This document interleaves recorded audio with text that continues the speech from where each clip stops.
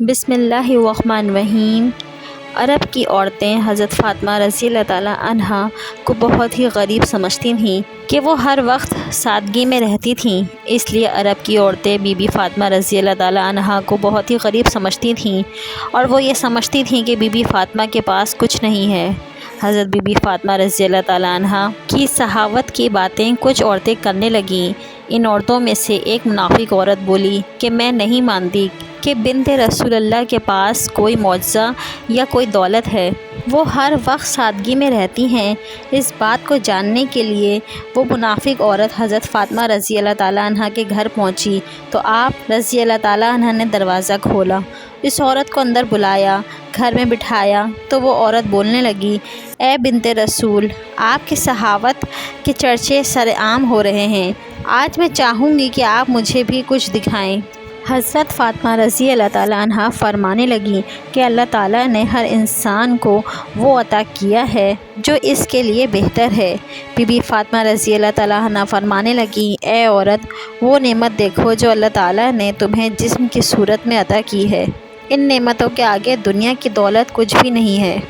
وہ عورت be be Fatima رضی اللہ تعالیٰ عنہا کی باتوں پر ہنسنے لگی اور کہنے لگی، میں آپ کے گھر میں یہ دولت دیکھنے آئی ہوں کہ آپ کے پاس کتنی دولت ہے۔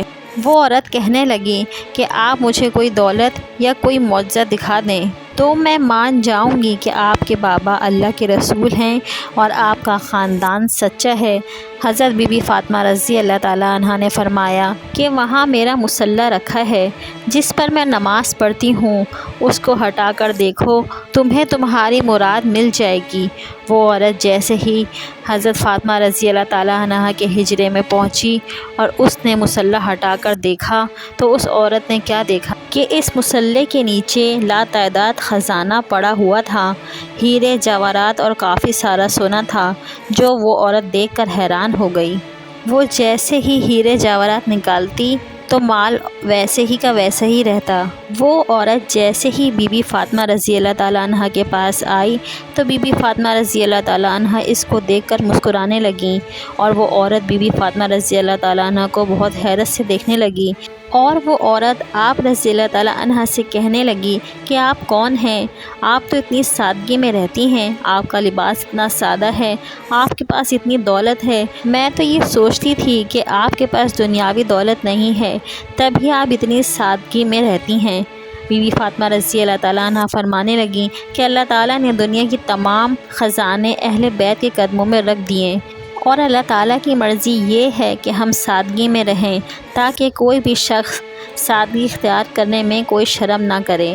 حضرت فاطمہ رضی اللہ تعالیٰ عنہا فرمانے لگیں کہ اس دنیاوی دولت کا تو آخرت میں سخت حساب دینا پڑے گا۔ جیسے ہی اس عورت نے آپ کا اخلاق اور معجزہ دیکھا تو وہ قدموں میں گر پڑی، اور وہ عورت رو کر کہنے لگی، اے رسول اللہ صلی اللہ علیہ وسلم کی پیاری بیٹی، مجھے معاف کر دیجئے، آپ کے بابا اللہ تعالیٰ کے سچے رسول ہیں، اور میں اس بات کو تسلیم کرتی ہوں کہ آپ کا گھر اور آپ اللہ کے بہت قریب ہیں، اور آج میں بھی اسلام قبول کرتی ہوں۔ سلام ہو رسول اکرم صلی اللہ علیہ وسلم کی پیاری بیٹی کی، جس کو کافر بھی دیکھ کر مسلمان ہو جاتے تھے۔ حضرت فاطمہ رضی اللہ تعالیٰ عنہا کے پاس جو کچھ بھی تھا وہ آپ نے اللہ کی راہ میں دے دیا اور اپنے پاس کچھ بھی نہ رکھا۔ حضرت فاطمہ رضی اللہ تعالیٰ عنہا اپنے گھر کے سارے کام اپنے ہاتھوں سے کیا کرتی تھیں، بچوں کی پرورش بھی کیا کرتی تھیں، اور گھر میں سارا دن چکی میں آٹا بھی پیسا کرتی تھیں۔ آپ رضی اللہ تعالیٰ عنہا ہر وقت سادگی میں رہتیں۔ ایک عورت آپ کے پاس آئی اور کہنے لگی کہ اے بنت رسول، میرے 3 سوال ہیں۔ پہلا سوال یہ ہے کہ کوئی عمل ایسا ہے جس سے انسان کے سارے گناہ معاف ہو جائیں، اور دوسرا سوال اللہ تعالیٰ کے نزدیک سب سے افضل گھر کون سا ہے، اور تیسرا سوال انسان اور جنت کے بیچ فاصلہ کتنا ہے۔ یہ بات سن کر بی بی فاطمہ رضی اللہ تعالیٰ عنہا فرمانے لگیں، میں نے اپنے بابا حضرت محمد صلی اللہ علیہ وسلم سے سنا ہے کہ اپنے والدین کی خدمت کرنا ایک ایسا عمل ہے کہ اللہ تعالیٰ انسان کے گناہ ایسے معاف کر دیتا ہے جیسے آگ لکڑی کو ختم کر دیتی ہے۔ اور تمہارا تیسرا سوال تھا کہ اللہ تعالیٰ کے نزدیک کون سا گھر افضل ہے۔ جس گھر میں عورتوں کا پردہ جتنا افضل ہوگا، اللہ تعالیٰ کے نزدیک اس گھر کا مقام بھی افضل ہوتا جائے گا۔ میں نے اپنے ابا جان سے سنا ہے، جیسے ہیرے جواہرات کے لیے صندوق ضروری ہے، ویسے ہی عورت کے لیے پردہ ضروری ہے۔ اور تمہارا تیسرا سوال تھا کہ انسان اور جنت کے بیچ کا فاصلہ کتنا ہے، تو میں نے ابا جان سے سنا ہے کہ انسان اور جنت کے بیچ کا فاصلہ صرف 1 قدم کا ہے۔ تو وہ عورت کہنے لگی، اے بنت رسول، یہ کیسے ممکن ہے؟ تو اس کی بات سن کر بی بی فاطمہ رضی اللہ تعالیٰ عنہا نے فرمایا، اے عورت، اپنا 1 قدم نفس پر اور خواہشات پر رکھ اور دوسرا قدم جنت میں ہوگا۔